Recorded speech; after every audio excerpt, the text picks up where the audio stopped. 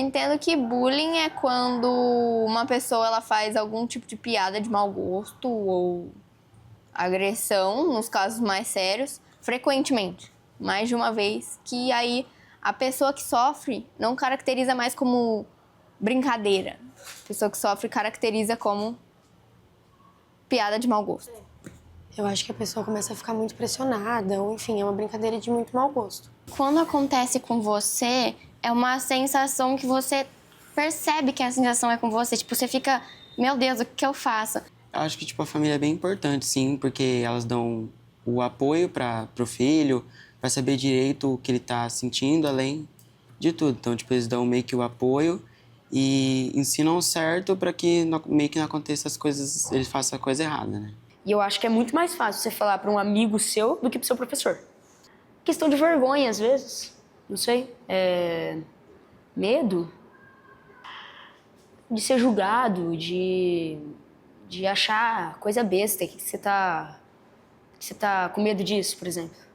Tem algumas pessoas na minha sala que eu acho que elas, assim, elas deviam pensar mais antes de falar, sabe, fazer, porque às vezes elas são muito desnecessárias e elas acham que elas são, tipo, o alto, sabe? Então elas acham que elas podem falar com a gente do jeito que elas quiserem, agir com a gente do jeito que elas quiserem. E isso é ruim. É meio difícil quando a pessoa que tá fazendo bullying é seu amigo. Mas você tem que pensar assim, a outra pessoa tá sofrendo. E quando é o seu amigo, você pode tentar conversar com uma pessoa por conta da sua intimidade que você já tem com ela e tentar pedir pra ela parar. Mas às vezes, assim, dói um pouco falar do seu amigo pras pessoas. Eu me sinto um pouco mal, mas eu sei que é necessário, assim, você comunicar às vezes o professor, porque mesmo você falando, a pessoa não consegue entender isso. Pelo menos na minha opinião, a maioria dessas coisas do bullying ocorrem, tipo, longe dos adultos, longe de qualquer pessoa. Então, sim, a gente consegue perceber melhor. Bullying é um tipo de violência bem específica que tem algumas características que o diferenciam de outros problemas e não tem uma definição, nós não temos uma palavra em português, é por isso que nós usamos a palavra em inglês, porque nas línguas latinas nenhuma palavra dá conta do significado que tem. Essas características definem um fenômeno que é complexo, multicausal, é um fenômeno de grupo, um fenômeno grupal, que envolve três personagens principais. Não três pessoas, mas três personagens. Uma vítima ou um alvo que se vê com pouco valor e que, portanto, se vê na relação deste grupo fragilizado, se vê frágil e incapaz de se proteger ou de se rebelar contra as intimidações que recebe. E inconscientemente, não tem a própria consciência, destituiria o seu papel de vítima, se vê com pouco valor e se apropria daquela intimidação como eu recebo aquela, eu acho que eu mereço aquele papel que me coloca. Um autor que tem a intenção de ferir, um autor ou mais autores que tem a intenção de ferir e que estrategicamente busca a sua vítima por encontrar exatamente a fragilidade dessa vítima. Um autor que tem pouca sensibilidade moral e que não consegue se comover com a dor do outro, mas que é bastante ágil para intimidar, para menosprezar alguém, para se sentir superior. Então, o faz para que a sua valia diante de um grupo seja maior. Um público que assiste, então, e que valida, portanto, essa relação do grupo, então, alguém que é superior, alguém que é inferiorizado, e que não se indigna ou que se indigna com aquela situação, mas não tem coragem de dizer que lhe falta, então, ou instrumentos ou a própria coragem para enfrentar aquela situação, e é um problema entre pares, ou seja, entre aqueles que não têm uma hierarquia de poder, ou seja, bullying é um tipo de violência entre pessoas que têm o mesmo peso de autoridade. Então, eu não tenho bullying entre professor e aluno, eu não tenho bullying entre diretor e professor. O que eu tenho nessas relações de hierarquia de poder são outras formas de violência. Tem coisas que os colegas veem que os adultos não vemos, porque o bullying muitas vezes é sutil. A provocação, o conflito até que não, né? Porque às vezes até chegar nas mãos e tal, mas isso é um conflito de um dia, um xingamento e tal. Mas aquele bullying sistemático, aquela perseguição dia após dia, né? Ela é sutil, porque ela muitas vezes ela é escondida, porque se ela ficar evidente vai ser punida. A gente está falando de relação humana, a gente está falando de cognição social, a gente está falando de percepção, né, de reconhecimento, de avaliação de situação, de contexto. E quando a gente fala de contexto, a gente vai falar de violência. Né? Seja, né, a gente vai falar de conflito, a gente vai falar de cultura de conflito, a gente vai falar de cultura de violência. Se você está olhando para contexto, necessariamente vai aparecer.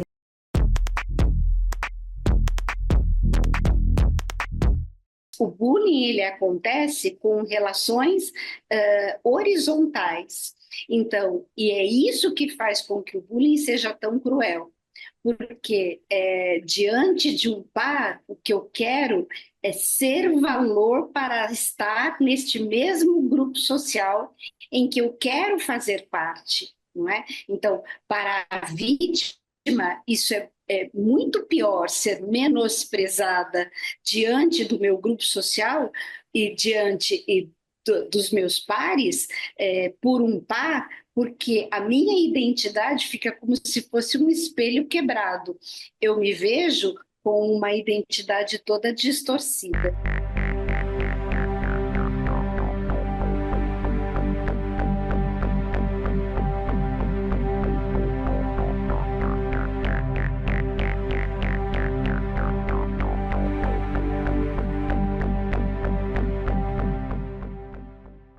Bullying na escola de vocês, como que é? Acontece? E a resposta ser, não tem bullying na nossa escola. E ser uma das escolas depois que mais tem esse índice de reclamações entre os alunos. Então, os alunos, eles estão vindo com essa expectativa pra gente de não tem mais bullying. O bullying é um assunto que a gente já sabe sobre isso, já tá muito batido. A gente já viu 4 características. Então, para ser bullying, eu preciso de uma vítima frágil, eu preciso de um autor que tem a intenção de ferir, então não é uma brincadeira passageira, eu tenho que ter um público que assiste, eu tenho que ter uma relação de paridade e eu tenho que ter uma repetição. Ou seja, eu preciso de uma ação que não é uma provocação pontual, não é uma agressão que acontece de vez em quando, mas é uma forma de violência sutil, que pode ser psicológica, pode ser física, pode ser verbal, mas que vai acontecer todos os dias. Então, hoje eu roubo o seu lanche, amanhã eu te ameaço, no outro dia eu conto uma mentira sobre você, no outro dia eu te exponho para todo mundo, no outro dia eu tiro você do grupo de WhatsApp, no outro dia um bullying muito comum entre as meninas, combino com todas as meninas de vir de vermelho, só você que vem fora do padrão. Ou seja, eu crio sempre uma situação em que te coloco numa posição de inferioridade diante de um grupo ao qual nós todos pertencemos. Essa é a dinâmica do bullying, que é diferente, então, de outros conflitos em que tem um embate de forças. No bullying não tem embate de forças.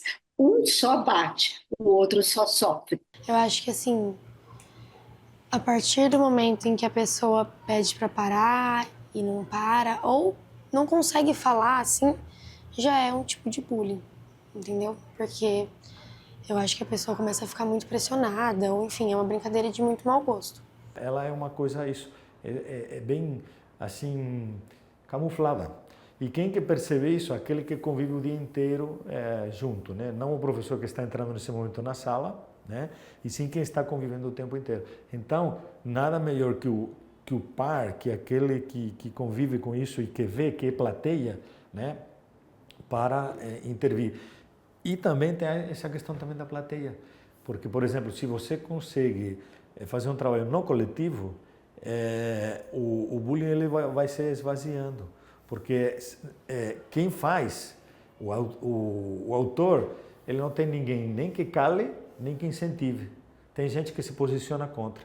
E se você tem o posicionamento contra do coletivo, aí isso acaba. Mas não é o que costuma acontecer. Ou tem o incentivo, né? Ou tem o silêncio. Silêncio por medo, silêncio porque, olha, esse cara é popular, né? Ou se eu falar alguma coisa e ficar do lado daquele que está sendo alvo, amanhã pode acontecer comigo porque eu também tenho defeitos, eu também me acho gordo, me acho feio, amanhã o cara pode se virar contra mim. Então deixa eu ficar quieto, deixa eu ser amigo do cara que é o machão lá da turma, que vai ser menos ruim para mim, né? Então, atacar essa questão de conscientizar a plateia é um dos caminhos, não diria que há assim, a panaceia, né? Mas se você consegue fazer com que a plateia não seja nem indiferente nem apoiadora, aí a coisa vai. A escola de vocês não tem bullying, não existe bullying, mas essa situação aqui não gerou desconforto no seu colega? Então, às vezes eles não conseguem enxergar que alguma atitude deles está machucando o outro, levando muito na brincadeira, levando tudo como se fosse aceitável, ou, não, a gente sabe, ele sabe que é só uma brincadeira. Eles já sabem o que é, tá muito batido, passa na televisão, tem filmes, tem livros, tem séries, eles sabem o que é. Só que, na prática, eles realmente identificam que eles podem ser o causador de algum mal. Às vezes eles ficam nessa de que só o outro pode me causar mal, na verdade, que eles que sofrem, que só o outro, que eles, na verdade, não podem praticar isso. E sim, eles podem ser os autores do bullying. Então é muito difícil fazer esse trabalho deles identificarem neles mesmos que eles podem ser um agente que causa dor em outra pessoa. Sempre teve... acho que tem duas coisas aí, né? Porque parece que tem mais bullying agora que antes. Pode ser. Mas vamos procurar fazer uma análise bem ponderada. Eu acho que a gente foi educado, pelo menos a minha geração, como dizem agora, não tem mimimi, né? Falavam para você, botar um apelido, você é pulga.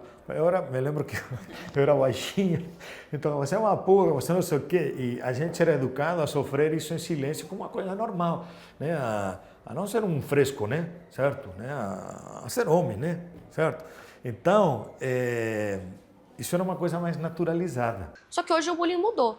Antes acontecia só na escola, às vezes em alguns momentos fora. Hoje o bullying te persegue em casa, é o cyberbullying. Então, eles não estão seguros lá, eles não estão seguros em suas próprias casas. Então, realmente, às vezes eles vão comentar alguma coisa com alguém, estou sofrendo bullying, aí de repente vai nas redes sociais, uma enxurrada de comentários, uma enxurrada de coisas. E até mesmo uma pessoa que às vezes não sofria um bullying pode comentar alguma coisa na internet, postar alguma coisa, compartilhar alguma coisa, e aí já receber uma enxurrada de comentários que vão deixar a pessoa muito para baixo. Hoje em dia a internet é um campo muito vasto para a situação de risco. Antigamente o que a gente falava, né, em Fernandópolis, quando eu trabalhava, né, qual era o grande problema? Era a rua, altas horas da noite, porque a meninada ia para beber e sem controle e tal. Hoje a gente está vivendo essa situação de risco virtual. A nova lei do anti-bullying, ela pune com mais rigor, com mais severidade o cyberbullying do que o bullying presencial. Por quê? Porque você se sente muito indefeso. É um grupo de gente anônimo, escondido atrás de uns aparelhos, de uma rede, que está todo mundo falando alguma coisa para você que está te humilhando, que está te ofendendo, que está te deixando triste, que está te deixando sem valor, né? E você fica muito mais indefeso que se é presencial. A gente tem discutido muito essa questão de quem é essa geração que nós temos agora, que nós chamamos erroneamente dos nativos digitais, de que eles saberiam teriam domínio dessas tecnologias. Eles podem ter o domínio das redes sociais, mas eles não têm o domínio, de fato, da instrumentalização destes aparatos digitais. E, portanto, eles são sofredores desses domínios digitais. E isso a gente precisa entender e pensar o quanto essas crianças e adolescentes, na verdade, precisam de proteção nesse momento e precisam do nosso cuidado e o quanto é verdade que promover espaços na escola para discutir as questões de cyberconvivência é uma necessidade urgente. Não foi comigo. Foi com uma amiga minha. E assim, na hora ela ficou muito chateada. Só que ela não conseguiu falar nada. Porque foi um moleque que fez isso com ela. E aí ela não conseguiu, ela ficou quieta. E depois no recreio, ela me falou, porque eu não tinha prestado muita atenção. E ela falou que ela ficou muito chateada, só que ela não conseguiu se defender, sabe? Mas assim, eu fiquei muito mal por ela também. Às vezes tem alguns problemas que você sozinho não dá conta. E você também vai se descobrindo um pouco mais dos seus limites. Muita gente até tem, né, a coragem de falar, mas eu acho que a força do grupo que tá rindo, da moral que eles têm na sociedade da sala de aula, muitas vezes é maior do que a vítima, a pessoa que tá sofrendo. Então, muitas vezes a pessoa se encolhe, sabe? A pessoa não consegue colocar para fora o que ela tá sentindo ou o que ela precisa, que é uma ajuda, um stop para isso.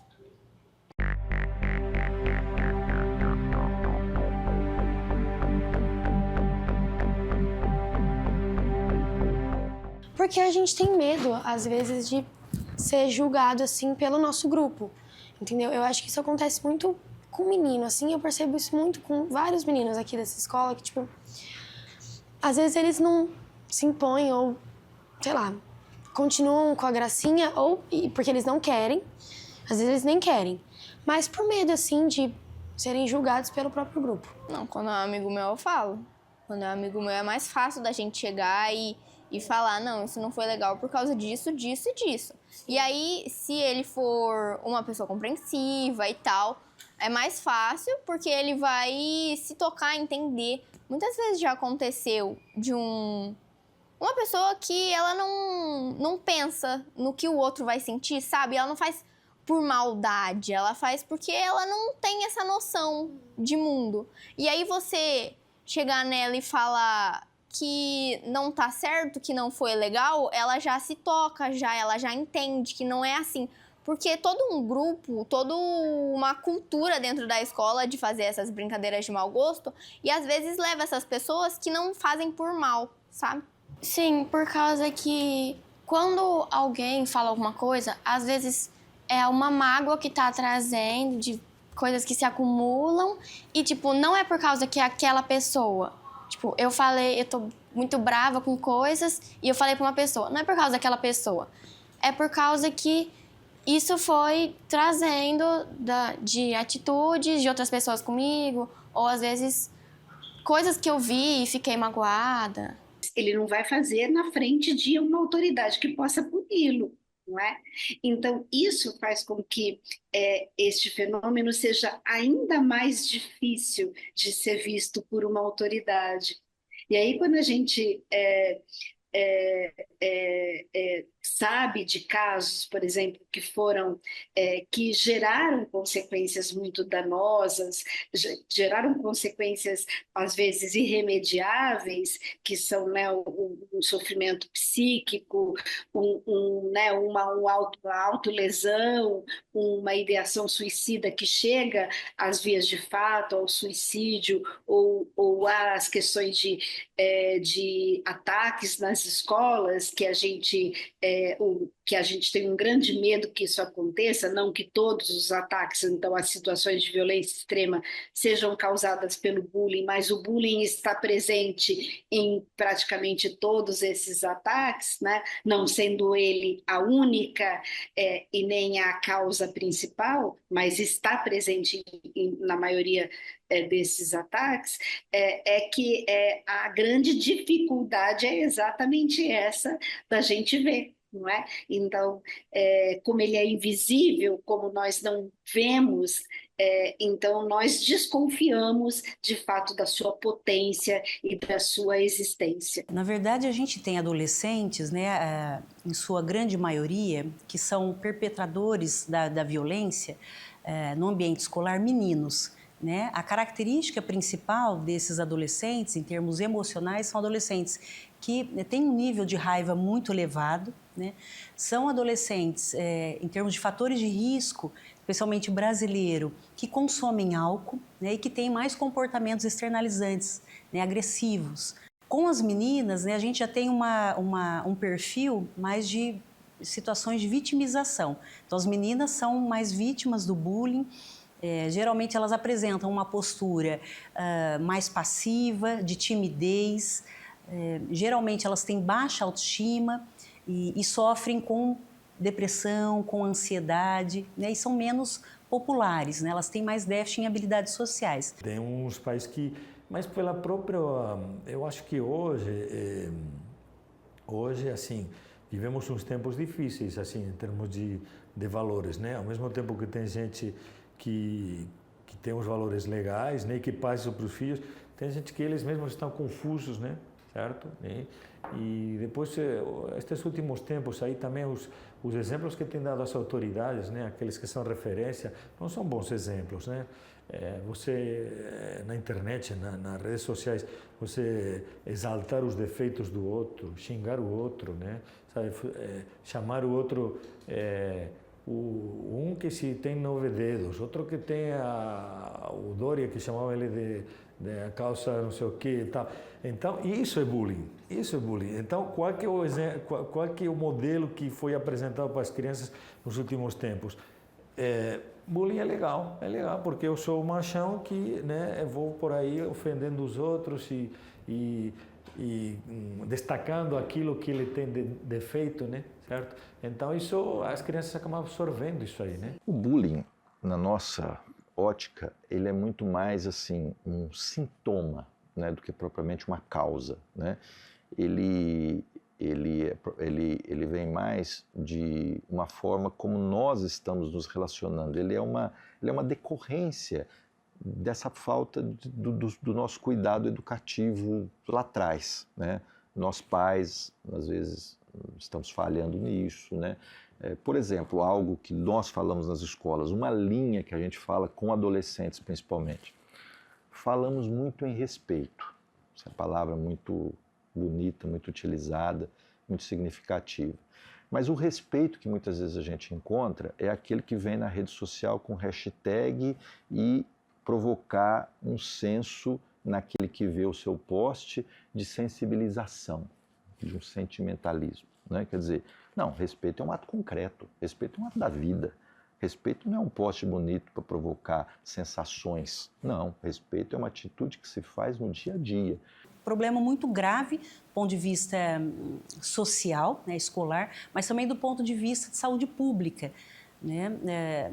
Tem muitas pesquisas importantes, né, já consolidadas, trazendo um resultado assim, aqueles indivíduos que sofrem, né, especialmente mulheres, o bullying, elas tendem a sofrer com tristeza por mais de 30 anos, né, ao longo da vida. Os meninos agressores, eles podem manter comportamentos agressores até 11 anos depois. Então, isso nos preocupa muito, especialmente nós que trabalhamos na justiça, né? Porque são adolescentes que possivelmente estarão em contato com a justiça, né? Em conflito com a justiça, possivelmente podem tender a manter esse comportamento e ingressar no sistema penal adulto, né? Mantendo um comportamento ou, né, mais envolvido aí com contexto delituoso, né? E também do ponto de vista de saúde, esses agressores que fazem uso geralmente de substâncias como álcool ou drogas entorpecentes podem até 11 anos depois manter essa dependência de substâncias. Então, do ponto de vista do agressor e vítima, ambos sofrem os impactos desse comportamento ofensivo. Claro que a vítima de bullying, ela tem um sofrimento muito maior e difícil, e o mais terrível, porque ela pode perder a própria vida e ela pode tirar a vida de outras pessoas também, porque a angústia dela é tão grande que ela, de fato, pode recorrer à própria forma de violência para diminuir todo o sofrimento que ela passou, que ela viveu. Mas a longo prazo também, as consequências para ela podem ser a submissão a qual ela, se não trabalha, se não trabalhada, ela continuará a sentir e a viver. Porque, na verdade, uma vítima típica é uma vítima que se submete às vontades dos outros e não se impõe no sentido da falta de defesa, da falta de proteção, na falta de reconhecimento dos seus próprios sentimentos, na falta de expressão dos seus próprios sentimentos. Então, será aquela pessoa que começa muitos cursos e não termina nenhum? Será aquela pessoa que, desculpe a brincadeira, mas qualquer um lhe serve, não é? Porque ela não vale nada. Então, os seus relacionamentos são aqueles em que ela se submete à vontade do outro. E este é um dos problemas quando não há um cuidado com uma pessoa que tem episódios de vitimização. Por que eu estou falando de episódios de vitimização? Porque, na verdade, a trama do bullying, a gente pode mensurá-la por episódios. Então, eu posso vivenciar episódios de bullying em determinados grupos aos quais eu pertenço. Então, eu posso ser vítima de bullying num grupo e num outro grupo não, né? Assim como vítimas muito típicas podem ser, de fato, vítimas de bullying em vários agrupamentos aos quais pertencem. Mas eu também posso ter papéis diferentes nesses agrupamentos.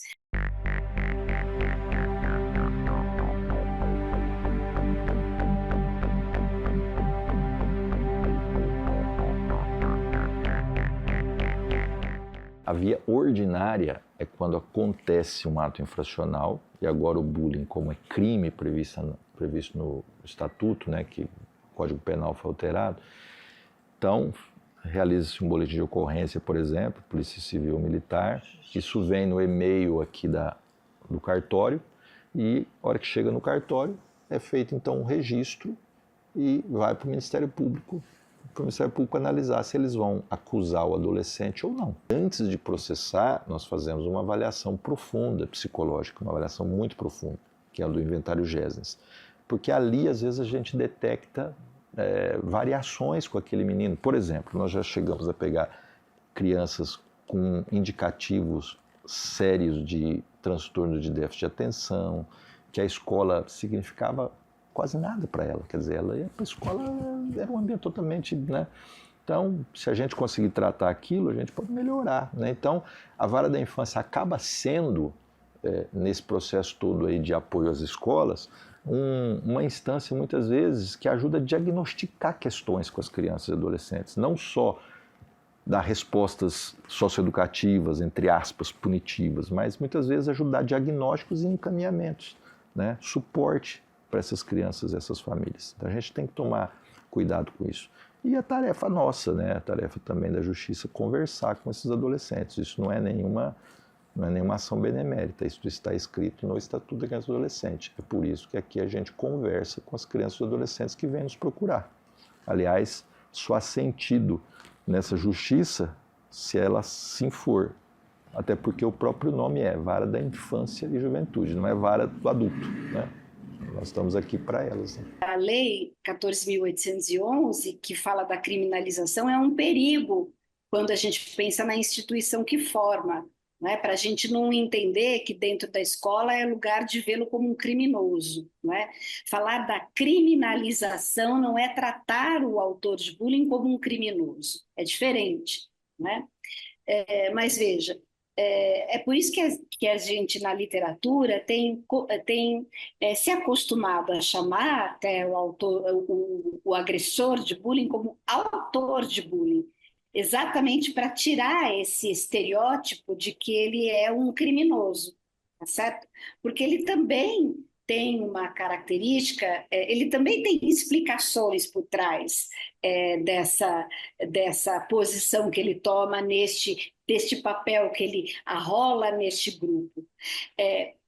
Ele tem essa posição porque ele também tem algumas dificuldades a serem superadas, não é? Uma delas é essa necessidade que ele mantém de querer de se impor, de impor a sua própria vontade, de impor os seus gostos, de impor a sua superioridade diante de um agrupamento. E a consequência para isso é que ninguém consegue viver por muito tempo perto de alguém que tudo é melhor, de que tudo quer fazer a sua própria vontade. Então, a consequência para um autor de bullying é que as suas relações também são curtas. As suas relações amorosas, as suas relações de trabalho, ninguém suporta ficar muito perto dele, sabe? Então, ele também sofre por isso, porque as suas relações também, elas são difíceis. É alguém também que é privado de relações duradouras. E, além disso, ele também, só que o autor de bullying, ele tem uma questão a mais do que o espectador, de que a vítima de bullying, que ele não tem um conteúdo moral incorporado à sua identidade. E isso ele vai precisar aprender. E essa aprendizagem, ela não é fácil. Ela não é fácil e, em alguns casos, eu não diria impossível, pelo que a gente acredita, né? Mas ela é muito difícil. Ela é muito difícil. E isso vai mudar, isso vai dizer da necessidade da gente pensar nas sanções que vão ter que ser dadas pela escola e na necessidade que vem a Lei 14.811 para falar da criminalização.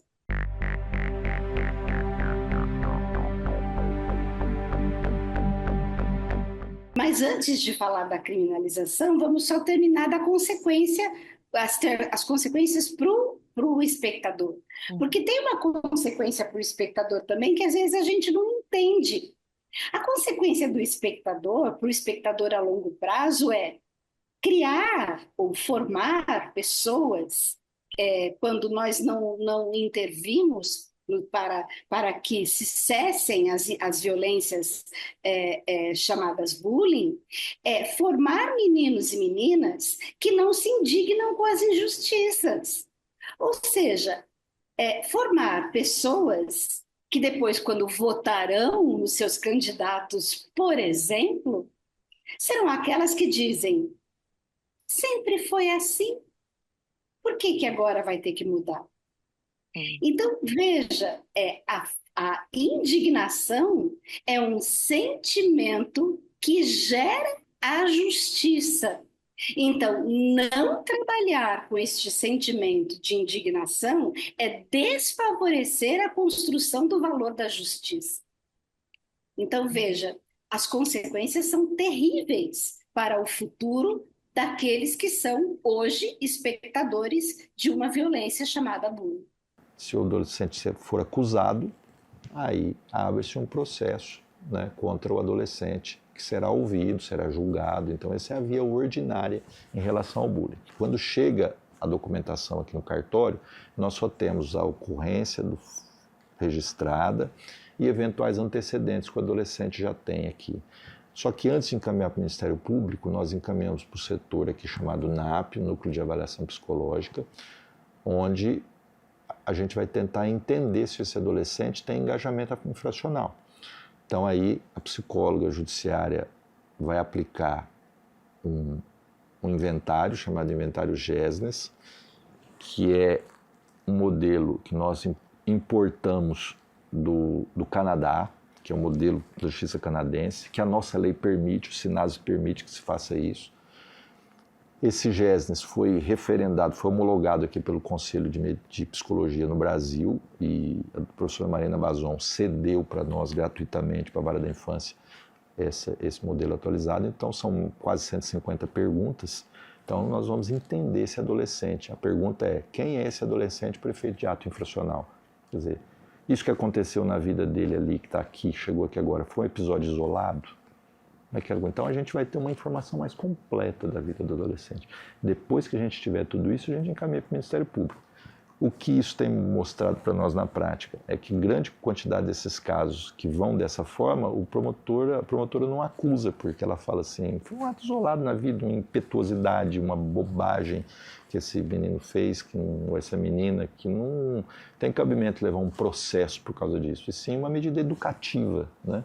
Então, a maior parte, tanto de 50% dos casos, acabam levando uma medida educativa, né? E não uma medida socioeducativa, que vai ficar ali um processo contra esse adolescente. Então, é por isso que todo ato infracional que chega aqui, salvo aqueles casos de crime grave contra a pessoa, crime de sangue, né? Que é coisa muito pesada, que é violência sexual, né? Mas essas outras naturezas, entre elas o bullying, por isso que antes de processar, nós fazemos uma avaliação profunda psicológica. A justiça é medir as coisas, né?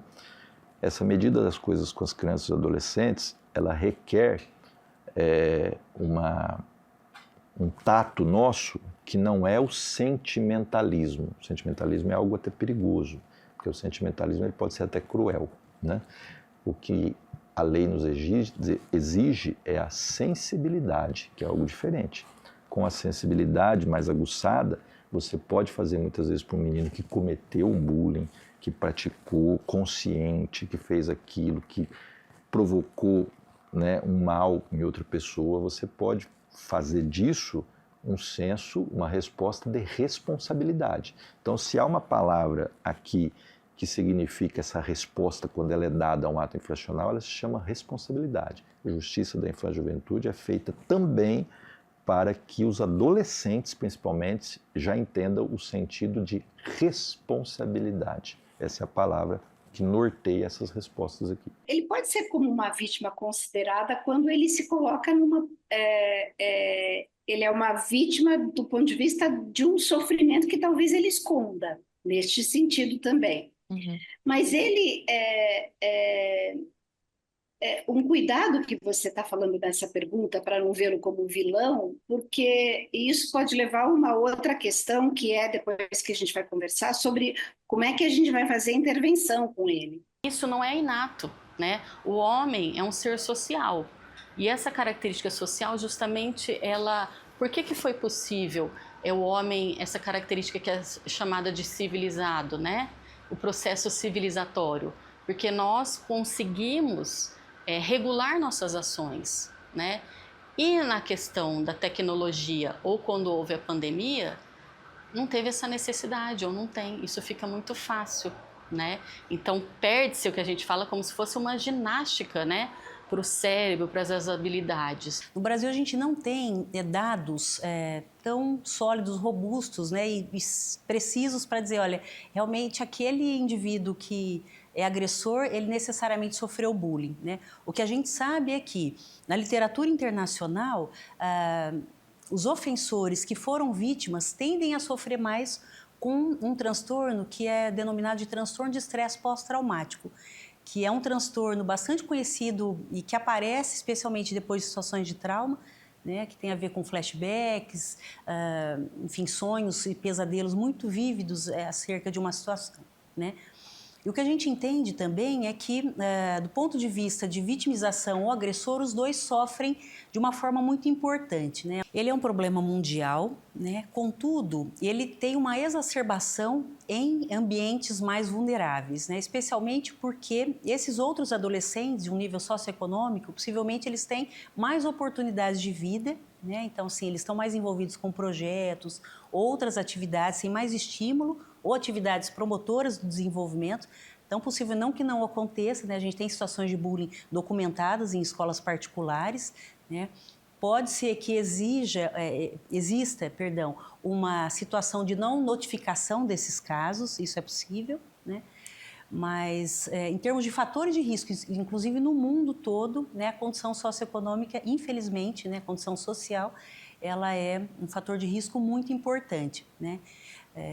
Nós temos hoje no Brasil algumas estatísticas, né, não certas. Então, existe um estudo de 2011 do IBGE falando em 27%. Existe uma pesquisa de 2015 nacional de saúde escolar que fala do bullying em torno de 19%. E para vocês terem uma ideia, a Suécia tem uma estatística de 9,2% em termos de bullying. Do acompanhamento psicopedagógico que a gente tem também.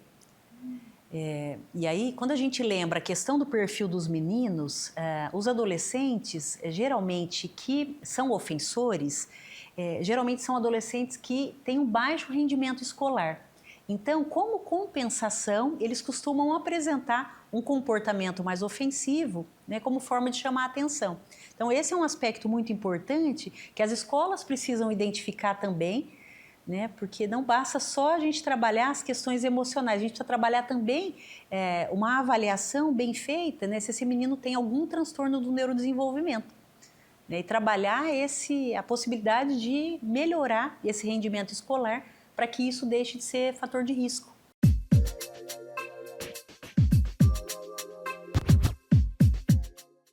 Porque esse conflito sempre vai existir, né? Em todo lugar que você for, com adultos, com crianças.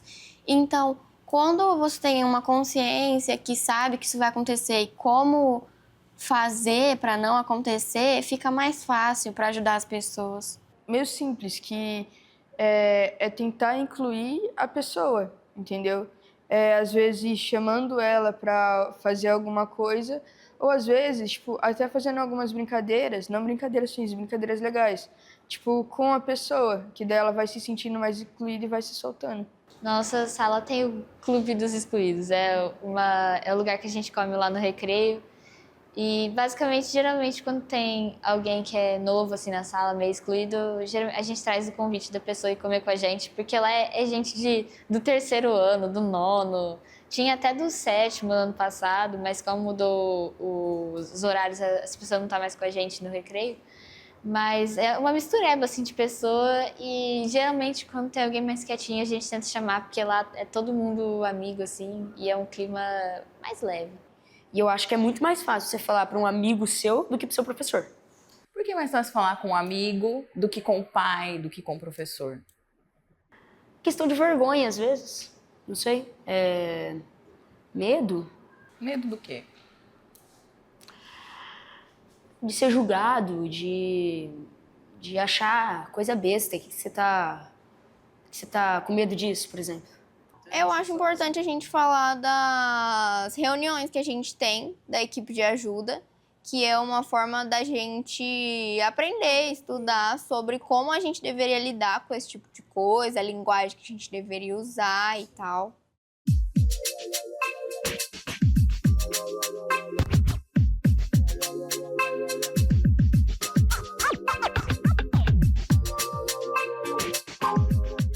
para a década de 80, quando se descobriu, quando se deu um nome e a especificidade do fenômeno nos países nórdicos, também se descobriu, vamos dizer, a vacina, o remédio, não é?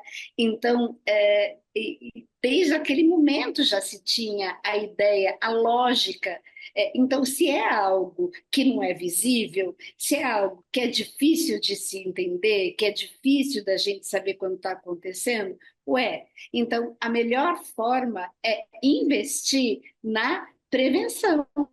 É investir num programa que ajude crianças e adolescentes a não se colocar na posição de possíveis alvos ou possíveis autores e possíveis espectadores. Então, o que faz a ciência? A ciência entende as características de um autor, de um alvo, de um espectador, para pensar como é que eles pensam, por que eles agem assim, como é que eles sentem, por que eles agem assim.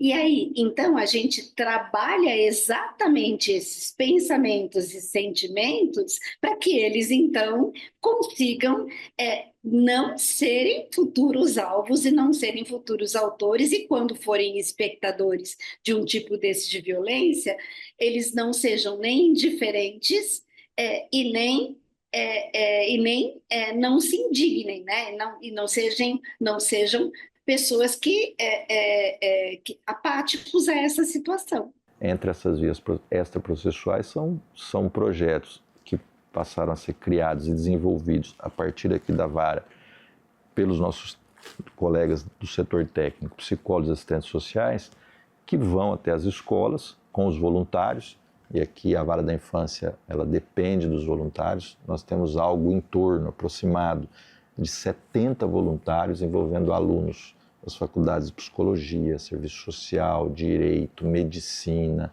pedagogia. Então, essa turminha vem para cá, compõe os projetos e aí vão até as escolas para fazer, por exemplo, atendimentos psicológicos permanentes, todos supervisionados, evidentemente, né, por psicólogos, né? Projetos pedagógicos, segundo tempo. Nós temos muitos casos, né, não um enxame de casos, mas uma quantidade significante de adolescentes que têm, principalmente na rede pública, que têm dificuldade com ler e escrever, e que alguns têm vergonha disso.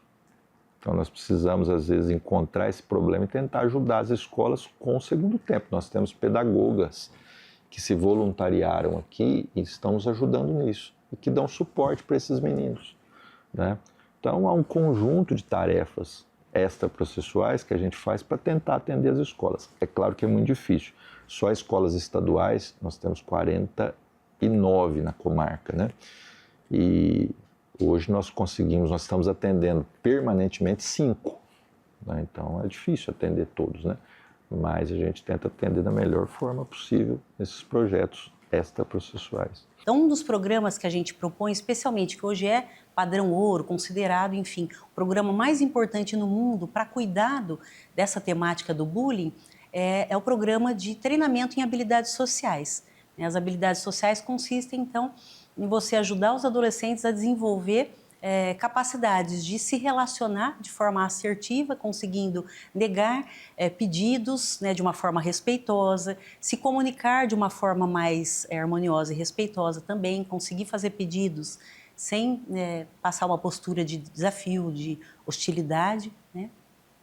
E especialmente também manter a possibilidade de se relacionar de uma forma mais amigável, né? Então, essa é o trabalho. Quando a gente vai defender essa cultura do diálogo, muitas vezes é entendido equivocadamente como se fosse tudo permitido, um ambiente permissivo. Não, não é isso, né? É um ambiente que tem uma estrutura, em que as regras são importantes, né? Mas que a expressão desses alunos e mesmo desses funcionários e professores são levadas em conta para melhora, né? Assim, algo que é importante é a cultura do diálogo não é uma isenção de responsabilização.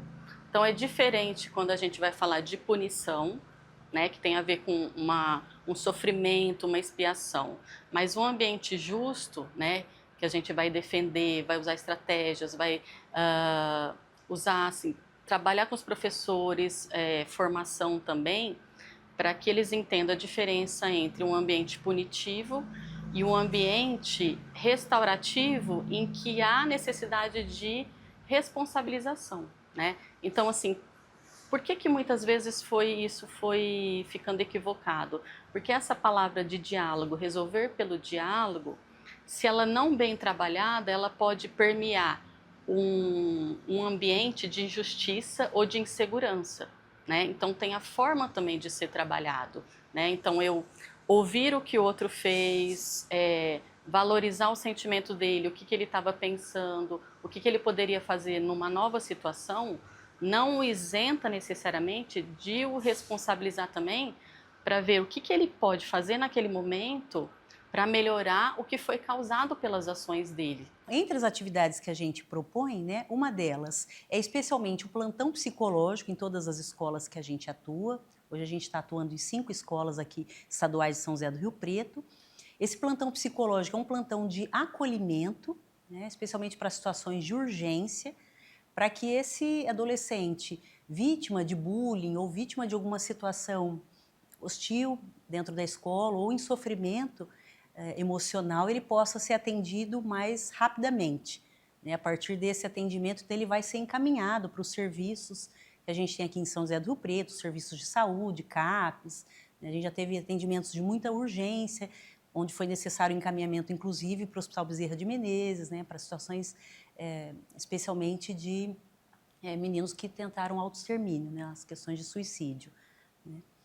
Essa é uma proposta mais emergencial, paliativa, mas em termos preventivos, né, a nossa proposta é no sentido de levar, por exemplo, a biblioterapia, que é o trabalho de levar literatura para que os alunos possam, a partir de algumas obras importantes, trabalhar questões emocionais. A biblioterapia é um trabalho que a gente realiza tanto com livros ou textos, por exemplo, crônicas, poemas, etc., para poder trabalhar um aspecto mais emocional. Então, a gente pode tanto fazer a leitura de um livro, quanto como eu faço, textos mais curtos, para assim poder trabalhar em cima de um tema ou os temas que aparecerem durante essa leitura. Normalmente a gente lê em conjunto, às vezes dividindo, por exemplo, os parágrafos quando são textos maiores e também quando alguns alunos têm mais dificuldade em relação a alguma palavra ou outra. Então é legal essa leitura em grupo, porque todo mundo vai se ajudando e também para tirar dúvidas, caso eles não conheçam, né, as palavras ou se percam.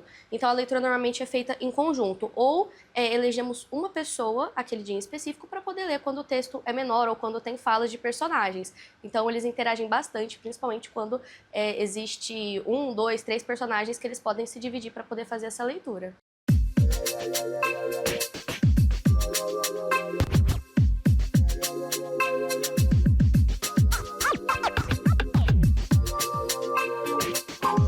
Para nós conseguirmos um trabalho consolidado e sério, tem que ser com toda a equipe. Claro que pode ser com aprofundamentos diferentes, mas que aquele professor ele tem que identificar e, na verdade, barrar quando ele ouve um sentimento de injustiça, né? O que acontece? Que é documentado também pelas pesquisas. Quando o conflito é entre professor e aluno, né, acaba tendo uma intervenção maior pelas instituições, não por todas, né? Mas eu digo assim, de maneira geral, como sistema. E quando é conflito entre pares, muitas vezes o professor, como ele tem que dar andamento à aula, ou ele acredita pela concepção dele que isso não faz parte dele, ele acaba não intervindo de forma mais eficaz, pontual, né? Então, essa formação com os professores é justamente para dar subsídios para eles, para que eles consigam identificar e entender o quanto é importante eles barrarem também essas situações, né? Então eu digo que é um trabalho de teia invisível mas que essa teia, quanto mais emaranhada ela estiver, com todas essas ações, mais forte a gente vai ter essa sustentação, para que a gente consiga um ambiente saudável, né? A constituição de programas anti-bullying no Brasil, eles não são só de programas de prevenção, mas eles também são de programas de intervenção. E programas de intervenção significa também olhar para o que a literatura já entendeu, que desde a década de 80 a gente já tem, que que há alguém que vê. Não, quem vê não são os adultos, mas os pares veem. Então, se são os pares que veem, então os programas que são melhores formas de intervenção são com pares. E é por isso que nós temos, então, indicadores e ótimos indicadores de que quem pode intervir são pares. Por isso, as ferramentas dos sistemas de apoio entre iguais que precisam ser implementadas nas escolas como aqueles alunos que vão saber detectar e vão poder intervir quando nós tivermos problemas como este.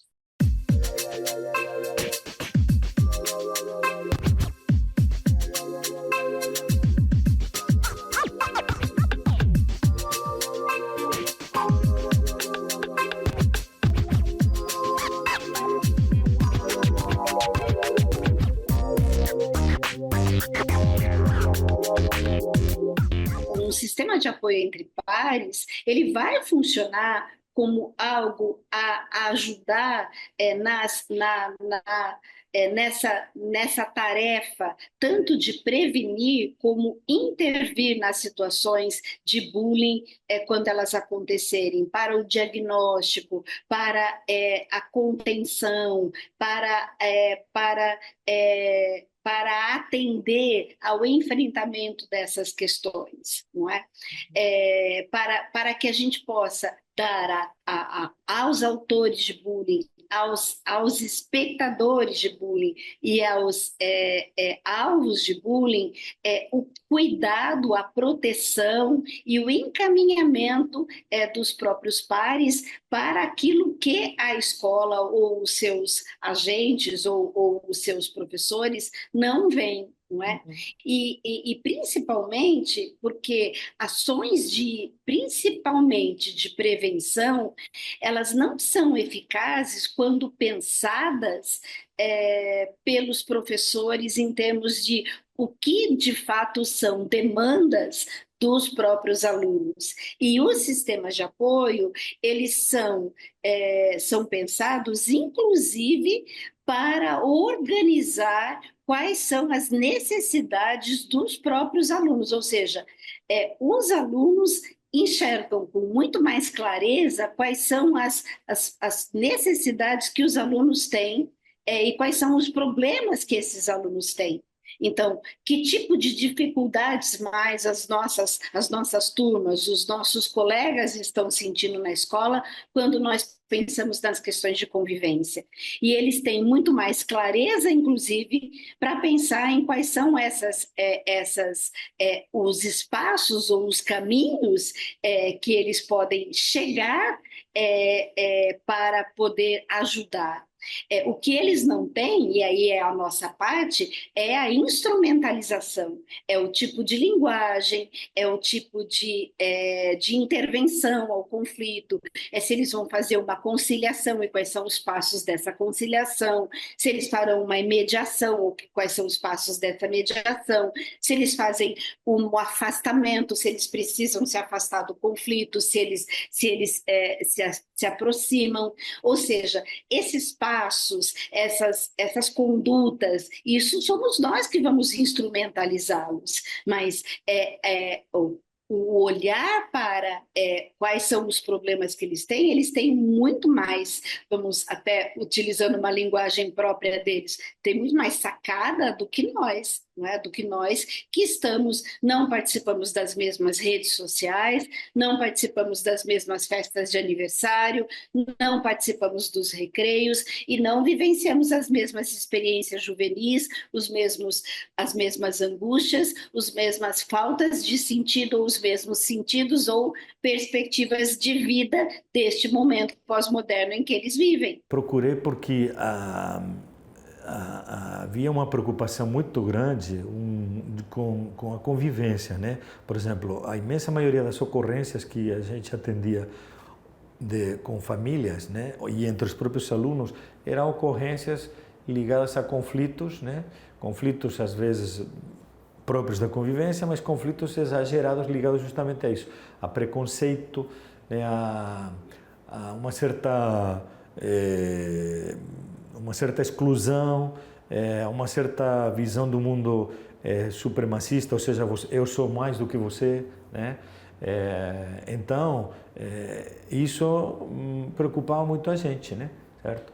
E a gente via que, às vezes, o discurso, né, do adulto era um pouco inócuo isso aí, né? Porque, sabe, você chamava o aluno, você corrigia, você procurava que ele se reconciliasse com outro aluno, né? Que ele restabelecesse a relação e tal. E volta e meia voltava a acontecer, né? Então, a gente percebeu que o que seria eficaz é que o próprio aluno se envolvesse nessa melhoria da convivência. Por quê?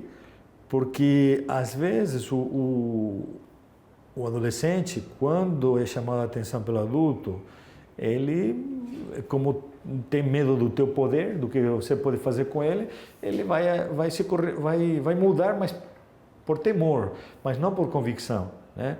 Então, quando vem de um par, de alguém que tem a mesma idade, a gente chegou ao convencimento que seria muito mais eficaz. O aluno está dentro da sala de aula, então, estando dentro da sala de aula, ele apreende os ocorridos ali de uma maneira muito mais profunda, muito mais imediata do que a gente que também estamos, né? Estamos por perto, estamos no entorno, mas não estamos lá dentro.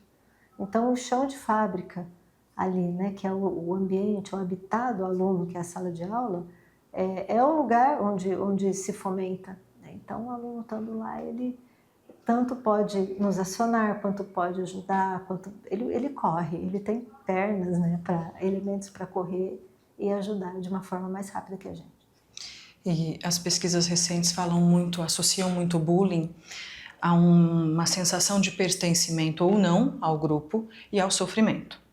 Em relação a isso, o pertencimento ele é muito mais percebido pelo aluno, pelo olhar do próprio colega. Então, quando a gente tem equipes, alunos que são treinados, que têm uma formação para agir de uma maneira consciente diante de alguém que pode estar em sofrimento ou se sentindo excluído, a gente tem muito mais resultados, porque o olhar de pertencimento ele é muito mais efetivo quando eu estou diante de um igual a mim, do que diante de um professor, de um adulto. Quantificar, é difícil quantificar, né? Mas o ambiente na escola, ele é melhor. O ambiente é melhor porque, em todos os aspectos, até não só no bullying, na questão do sofrimento. Por exemplo, o pessoal da equipe de ajuda, por exemplo, perceber que um aluno está sofrendo, né? Que, por exemplo, um aluno está se autolesionando, né? E o que falamos antes, não para lidar, mas comunicar a orientação educacional ou comunicar ao tutor. Para quê? Para que a gente tenha um olhar sobre esse aluno, porque isso eles já sabem que isso é uma consequência, né, de outra coisa que eles também não sabem o que é, que ninguém sabe, né? Mas é uma consequência e que faz com que a gente precise prestar atenção porque esse aluno está com algum tipo de sofrimento, né? E então essa melhoria do clima escolar, essa é evidente, né? Agora, é difícil medir, continua havendo casos de bullying na escola, né? Continua havendo exclusão, certo? Né? Alunos que se sentem excluídos, né? Mas assim, não há uma omissão, né? Certo? Não há uma indiferença, ao contrário, uma preocupação com isso aí, né? E dos próprios alunos, né? Certo? não assim, como dizendo, bom, esse é um problema seu. Não, esse é um problema nosso. O que eu posso fazer? Às vezes não posso fazer nada, mas só escutar ou prestar atenção no outro, né? Já ele vai ver que pelo menos ele não é invisível, né? E isso, e levar para orientação, olha, estou percebendo que na minha sala o fulano mudou, alguma coisa está acontecendo com ele, ninguém quer fazer trabalho com ele, sabe? Esse prestar atenção aos sinais que eu te falava antes, que às vezes o professor não vê, porque ele entra e sai da sala, né? E o colega está convivendo o tempo inteiro. E aí ele vê coisas que a gente não vê e ele serve de alerta para a gente poder ajudar, poder se aproximar desse aluno, né?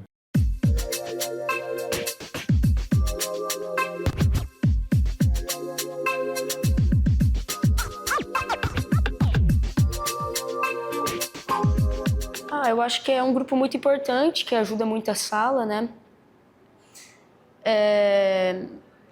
Eu vejo que desde que começou tem uma melhora na questão de ajudar a sala.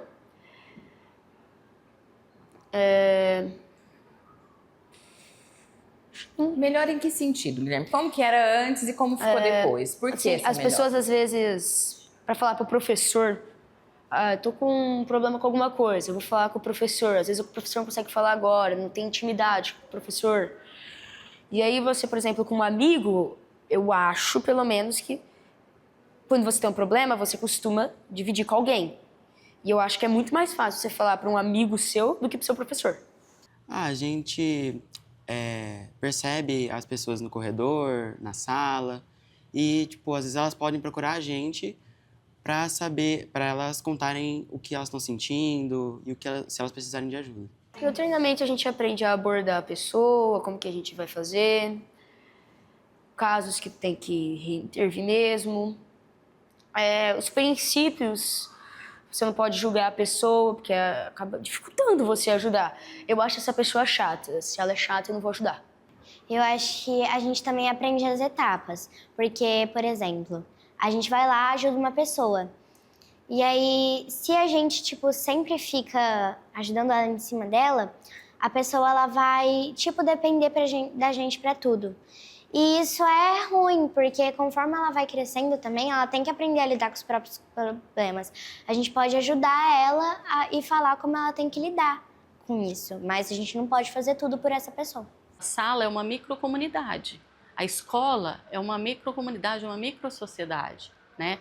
Então, nós temos que olhar para isso também. Então, quando a gente começa a pensar num trabalho entre bullying, no projeto anti-bullying, nós temos que pensar, além do fato em si do bullying, mas como são constituídas as relações interpessoais na escola, desde a gestão do funcionário, dos docentes, do aluno e na relação família-escola também. Não é um trabalho da noite para o dia, né? É um trabalho que vai se consolidando e nessa apropriação dos funcionários, dos docentes, da gestão, dos alunos, nessa cultura escolar, né? Que defende o respeito, a justiça, esses valores, né? Toda ação tem que ter uma restauração, né, da situação original, né? Tem que buscar coletivamente como reparar aquilo que aconteceu. Isso demora, isso tem um tempo, tem gente que se recusa a entrar nessa reflexão, aluno que não quer saber, porque é isso, ele também foi sempre educado apenas na repressão, né? Então, é difícil.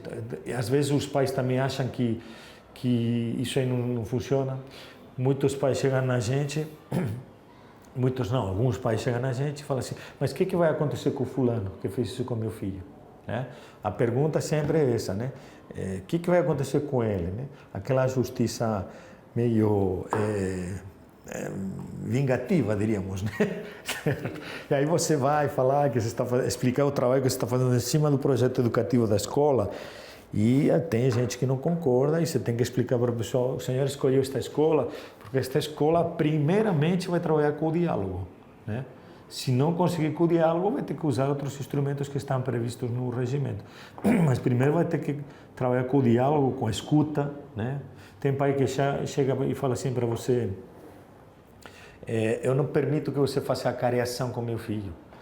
Gente, como que eu vou saber o que aconteceu, o que moveu cada um que fez, que entrou num conflito, se eu não ouço? Como que eu vou saber se alguém foi provocado, se sentiu raiva, se sentiu vergonha, se se sentiu humilhado, né? Né?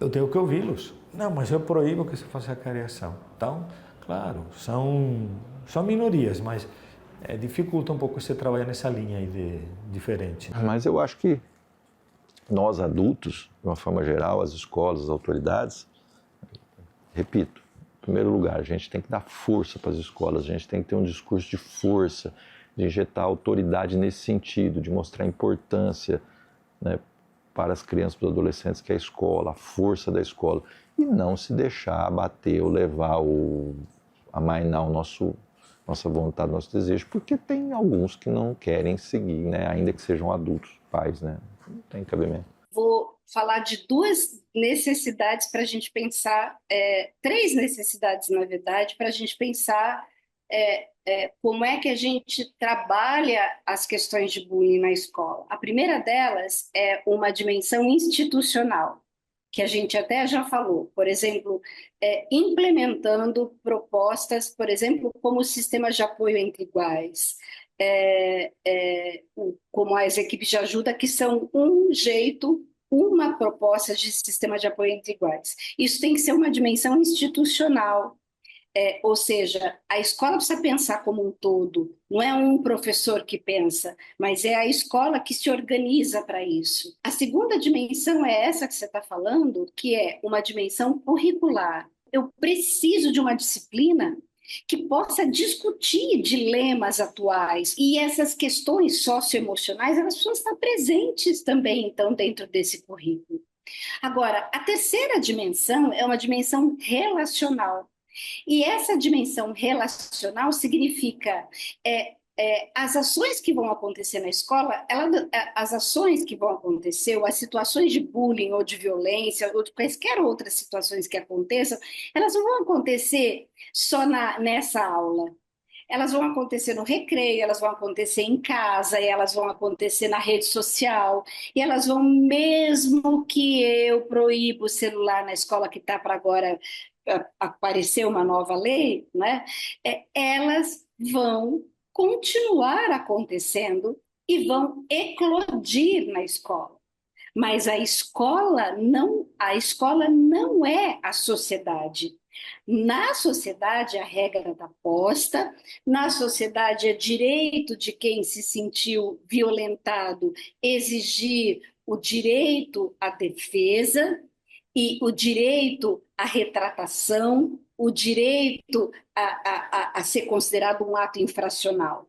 Na escola, a natureza da escola é formativa. A natureza da escola é outra. Então, e isso não quer dizer que a escola não faz nada.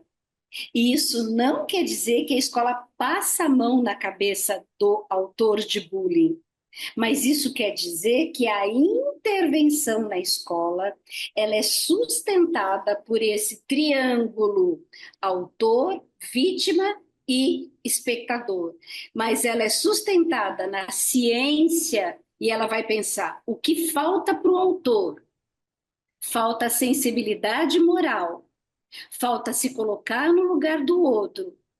O que falta para a vítima? Falta empoderamento, falta expressão de sentimentos, falta reconhecimento de sentimentos dela, falta fortalecimento da sua autoproteção. O que falta para o espectador? Falta indignação, falta instrumentos para poder se empoderar também para defender a vítima. Então, sabendo o que é isso, sabendo então o que cada um falta, é isso que a escola vai ter que proporcionar para cada um. Então, a sanção para cada um desses, a intervenção vai ter que ser de uma natureza formativa, ou seja, o autor de bullying vai ter que, entre aspas, pagar com formação.